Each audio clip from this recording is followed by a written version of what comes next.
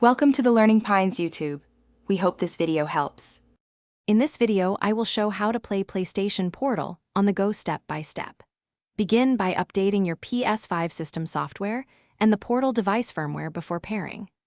Ensure both devices are on the same high-speed Wi-Fi network and sign into your PlayStation Network account.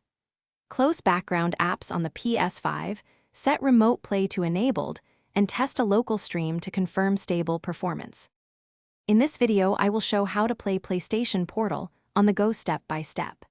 After enabling Remote Play, pair the Portal using the on-screen code and confirm device authorization on your PS5. Adjust PS5 power settings so it stays on or in rest mode for quick access. Verify controller mapping and audio output, then run a short test stream to check latency and visuals before heading out. In this video, I will show how to play PlayStation Portal on the go step by step. To lower lag, select a stable 5 GHz network and close other devices that hog bandwidth. If you experience frame drops, reduce PS5 render resolution or prioritize performance mode where available.